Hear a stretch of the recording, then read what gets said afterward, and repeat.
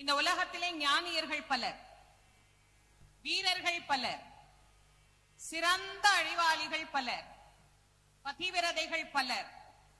ஆனா அள்ளி கொடுக்கின்ற வள்ளல்கள் சிலர். வள்ளல்களுக்கு அப்படின்னு நம்முடைய நாட்டிலே ஒரு எண்ணிக்கை உண்டு. முதலேழு வள்ளல், இடையேழு வள்ளல், கடையேழு வள்ளல் அப்படின்னு. ஒரு முல்லை கொடிக்காக தன்னுடைய தேரை கொடுத்து விட்டு அரண்மனைக்கு நடந்தே போனார் பாரி மன்னர்.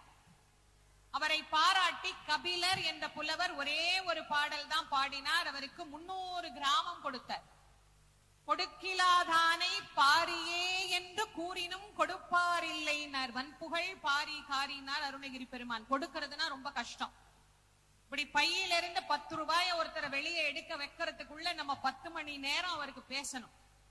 அப்படி பேசினாலும் எடுப்போமா அப்படின்னு யோசிக்கிற அளவுக்கு இருக்கு இந்த உலகம்.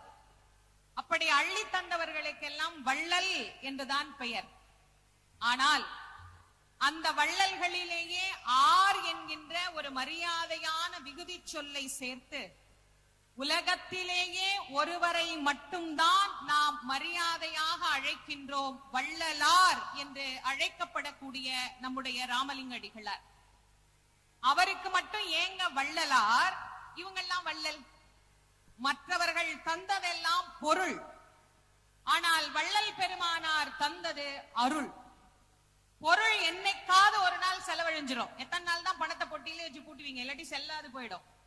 ஆனா அருள் ஒன்று மட்டும்தான் என்றுமே தீராது. என்றும் தீராத அருளை வாரி வாரி வாரி வாரி நமக்கு வழங்கிய காரணத்தினால்தான் அவர் இன்றைக்கும் வள்ளலாகவே நமக்கு விளங்கி கொண்டிருக்கின்றார். அந்த வள்ளல் பெருமான் தன் வாழ்நாளில் நமக்கு அருளிய பகுதி திரு அருட்பா என்கின்ற பகுதி. அந்த திரு அருட்பா என்கின்ற பகுதியினுடைய கடைசி பகுதியிலே தான் இறைவனோடு கலக்கப் போகின்ற தன்னுடைய அனுபவத்தை நமக்கெல்லாம் அனுபவமாக தந்தார். இது சத்தியம் அல்ல, சாத்தியம் அல்ல, நடக்காது என்று சொன்ன உலகத்தவர் மத்தியிலே நடக்கும் என நிரூபித்து காட்டிய வள்ளல் பெருமானார் பாடியதுதான் ஞானசரியை. அந்த ஞானசரியிலே மிக அழகாக துவங்குகிறார். நினைந்து நினைந்து உணர்ந்து உணர்ந்து. எதை நினைக்கணும்? முதல்ல ஆன்மாவினுடைய சிறுமையை நினைக்கணும், அப்புறமா ஆண்டவனுடைய பெருமையை நினைக்கணும். எடுத்த உடனே நான் பெரியவன் நினைச்சா கடவுள் பெரியவர்கின்ற எண்ணமே நமக்கு தோன்றாதே. அதனால முதல்ல என்னுடைய சிறுமையை நினை, அப்புறமா இறைவனுடைய பெருமையை தானா நினைக்கலாம். நினைந்து நினைந்து உணர்ந்து. உடலால் உணர்தல்னு ஒண்ணு இருக்கு, உள்ளத்தால் உணர்தல்னு ஒண்ணு இருக்கு. இறைவனை உடலாலும் உணரணும், உள்ளத்தாலும் உணரணும். உணர்ந்து உணர்ந்து அந்த உணர்ச்சியினுடைய பெருக்கினாலே நெகிழ்ந்து நெகிழ்ந்து அப்புறமா என்ன வரும்னார்? அன்பே உச்செழும் கண்ணீரதனால் உடம்பு நனைந்து நனைந்து. இறைவனை நினைக்கின்ற போது வரக்கூடிய ஆனந்த கண்ணீரில் உடல் நனைய வேண்டும் என்று வள்ளல் பெருமானார் வலியுறுத்துகின்றார். ஆனந்த கண்ணீரா அது எங்க வரும்? வருமா? வரும் இல்ல வரும்னே வச்சுக்கோமே. ஏன் நம்ம அப்படி எல்லாம் யோசிப்பானே. வரும். எப்ப வரும்? எல்லாருக்கும் வர்றது இல்லையேங்க. சிலர் வருதுங்கிறாங்க, சிலர் வரலங்கிறாங்க. இது வருமா வராதான்னா வரும். எல்லாருக்கும் வருமானா? நான் ஒரு உதாரணம் சொல்றேன். ஒரே ஒரு பெண் குழந்தை பெற்றிருந்தீங்கன்னா இப்ப நான் சொல்ற உதாரணத்தை அப்படியே உங்களுக்கு சரியா புரிஞ்சுக்க முடியும். நாமே ஒரு பொம்பளை பிள்ளைய பெத்து அதை கஷ்டப்பட்டு நாமே வளர்த்து நாமே ஒரு மாப்பிள்ளைய பார்த்து அடிக்கோடிட்டு கேட்டுக்கணும், சரியா? நாமே ஒரு மாப்பிள்ளைய பார்த்து நாமே கல்யாணம் பண்ணி வைக்கும் போது அப்பதான் அந்த கல்யாணத்துல சொல்லுவாங்க, இந்த பொண்ணு கையை எடுத்து மாப்பிள்ளையோட கை மேல வச்சு, இன்று முதல் இந்த பெண் எங்களுக்கு சொந்தமானவள் அல்ல, உங்கள் குடும்பத்துக்கு சொந்தமானவள் அப்படின்னு இப்படி தாரவார்த்து கொடுப்பாங்க பாருங்க. அப்ப இந்த பொண்ணோட அப்பா அப்படி நிமிர்ந்து அந்த பொண்ணை பாப்பார்.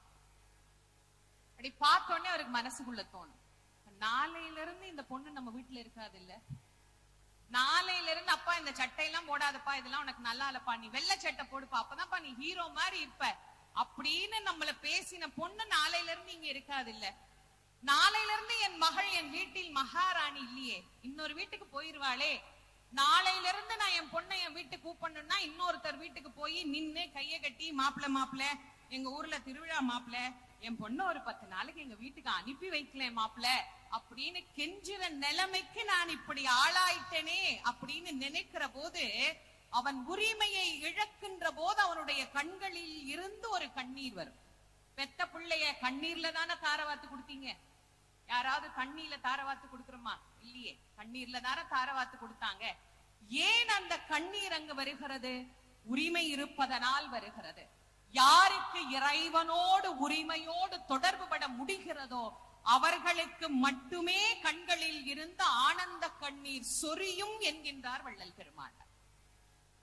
அந்த கண்ணீர்ல என்ன பண்ணணும்னு நமக்கு ஒரு சொட்டு வராதான்னு கவலைப்படுறோங்க. ஆனா வள்ளல் பெருமானார் சொல்றார், அந்த கண்ணீரில் உடம்பு நனைந்து நனைந்து அப்புறமா நீ கடவுளை கூப்பிட. எப்படி கூப்பிட சொன்னார்? அருளமுதே, நன்னிதியே, ஞான நடத்தரசே, என் உரிமை நாயகனே. எழுதினாரா? என் உரிமை தலைவனேன்னு எழுதினாரா? சத்தியம் சொல்கின்றேன், பொய் புகழேன். நான் ஒரு நாளும் நான் பொய் சொல்ல மாட்டேன். நமக்கு அவர் அப்படி சொல்லணும்னு அவசியமே இல்லையேங்க. நான் சொன்னதை நீ கேட்டா என்ன, கேட்கலனா என்ன, நான் சொல்றேன் அப்படின்னு அவர் சொல்ல வந்தவர் இல்ல. சத்தியம் சொல்கின்றேன், பொய் புகழேன். இதோ பார், உங்கள் கண் முன்னாடியே பொற்சபையில் நான் புகும் தருணம் இதுவே என்று சாட்சி பிரமாணமாக அவர் நமக்கு காட்டி தந்த அற்புதமான பகுதி ஞானசரி. வாழ்க்கையில ஒவ்வொருத்தரும் படிக்க வேண்டிய பகுதி ஞானசரி. கேட்க கேட்க மெய் சிலிர்க்கக்கூடிய பகுதி ஞானசரி. உள்ளம் உருகி கண்ணீர் பெருகி கண்களை மூடி அப்படி வள்ளல் பெருமானார முன்னாடி நிறுத்தி நீங்க ஞானசரியை படிச்சாலும் சரி, கேட்டாலும் சரி, சத்தியமாக உங்கள் குரல் வள்ளல் பெருமானாருக்கு ஒலிக்கும் என்பதுதான் நிதர்சனமான உண்மை. அதுல ரொம்ப அழகா சொல்றார் 4வது பாடல்ல, நான் எவ்வளவு படிக்கிறேன் படி, நான் எவ்வளவு கேட்கிறேன் கேளு, நான் எவ்வளவு சாப்பிடுறேன் சாப்பிடு, ஆனால் நீ கற்றதெல்லாம் பொய்யே, உண்டதெல்லாம் மலமேன்ற. நம்ம என்னதான் சாப்பிடுறோம்? நல்ல பாதாம் அல்வா சுவையாதான் இருக்கும், நாக்கு நுனியில வச்சா இன்பமா இருக்கா? இங்க போனா அதுக்கு பேர் என்ன? இதுக்கு கீழே போனா விலாசமே மாறிடும். இங்கிருந்து இதுவரைக்கும் இன்பம் தருகின்ற ஒரு பொருளை நாடி ஓடுகிறாயே, உண்பதெல்லாம் மலமே. நீ வாழ்க்கையில் எதையெல்லாம் அடைய வேண்டும் என்று நினைக்கிறாயோ அதெல்லாம் அனித்தியமானது.